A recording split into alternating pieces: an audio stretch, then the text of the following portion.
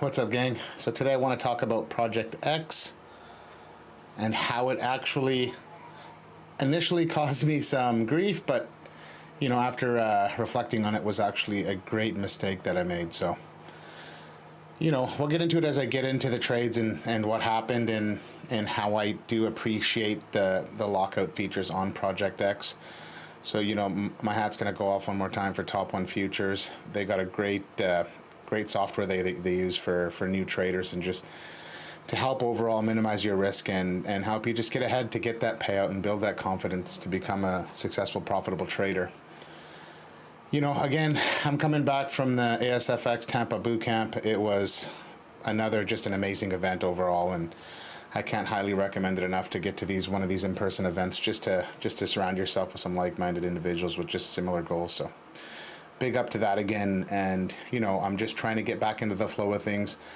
I knew I had some stuff to take care of off the desk today, so I wasn't at the desk for very long, but to be honest, I'm trying to get to a point where I'm at the desk for a few hours and I can hit the gym after. So that's one of my big goals for this next quarter here coming up. But let's just get to what I was seeing in the morning when I got to the desk and go for there, and then go over the trades and just get this sucker done quickly. So let's get into what I was seeing on the charts when I got to the desk in the morning. So getting to the desk, I didn't trade yesterday. I took the day off from the Tampa Bootcamp. I just wanted to come back and spend some time with my family instead of, I knew I had a long travel day on Sunday, so there was no point in me getting in late, fighting the desk fighting the charts, just fighting everything on Monday. And I can much better spend my time with my family and enjoy some time with them. I didn't see them for 5 days, so no trading for me yesterday. I'm glad. I think a lot of people had different biases going into the day, and were expecting the market to do some different things, but for me, I didn't trade. So last night I set my levels, my previous day's value area high, previous day's point of control, and previous day's value area high. Now, looking at the chart, we've had this still, looking bullish. We're still far above this Trump tariff news VWAP, and price is still making higher lows. So, I'm looking at this overall to be bullish.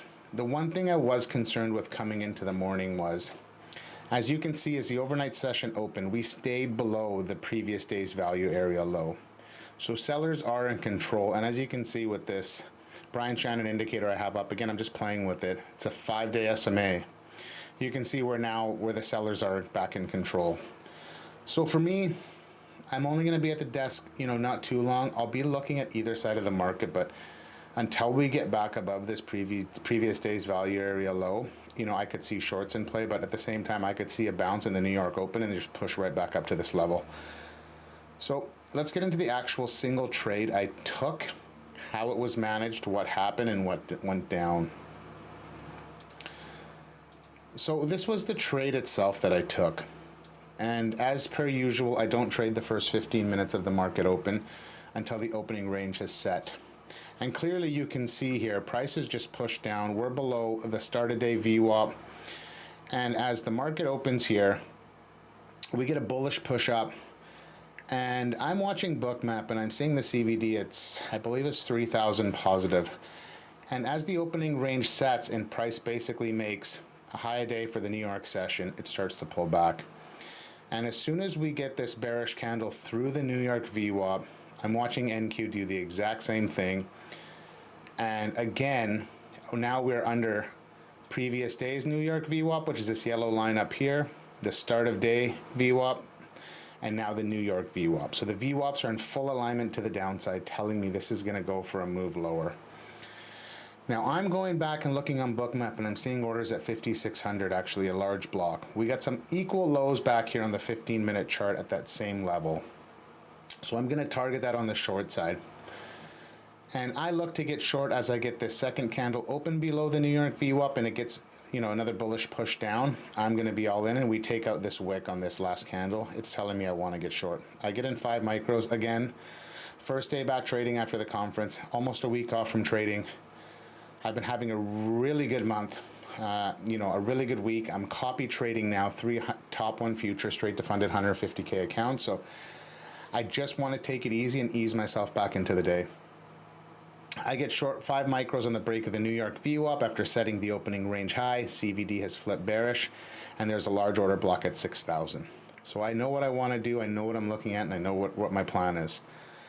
This is where I started to make mistakes. Not started to make mistakes, but as price pushed down, we get this move. I've been playing around locking my stop at 4.5 points, lock my stop, and here, as price keeps pushing down, and then we get this, the buyer step in here on this candle, and then price slows down. I'm watching Bookmap, and here we're getting follow through to the downside, and it kind of just, the momentum slowed down. And it was, the CVD was still bearish, but I was just not seeing what I wanted to see for this move to continue. I know these orders are here at 5,600. So I just, we get this candle and this one slows down. So what do? I go to take 3 of the 5 micros off, and instead I added 3. So now I've lowered my buy price. I'm in 8 contracts, and immediately as price turns around, I decide to close out the trade. And what I did now again was make another mistake, and I sold 3 of the 8 bought 3 of the 8 micros. So I'm back to 5. And I come back and I get stopped out on the rest in profit. So I'm up $200 on the trade. The issue for me was, as I put on this low of day anchor and I'm looking for either price to take this anchor or go back up, I look to make another trade. My Project X account is locked out. One big key takeaway I learned at the Tampa seminar is risk management. And one of the things that Isaac Rivera talked about was automate as much as you can. We are human, we make mistakes, let's make this dummy proof. So what I had done is I'd gone into my risk settings on Project 1. I set my max daily loss, max daily win. I set how many trades I want to take, which is 3 trades. So for me, if that's 1 winner, 2 losers, if it's 2 losers, I'm done for the day. But even those days, I still try to take another trade, sometimes out of desperation. So now I know for sure 3 trades and I'm done. And what had happened here is, as I added those 3, so the initial trade's one trade, the initial entry. As I added those 3 contracts, that's considered another trade. And as I closed out, that's considered, one closed out and then the other closed out at the stop, considered my 3rd trade. So it locked me out. So as upset as I was in the moment that I wasn't going to get another trade, I had to stand back for a second and think about this. I knew I only wanted to be at the desk for 2 hours.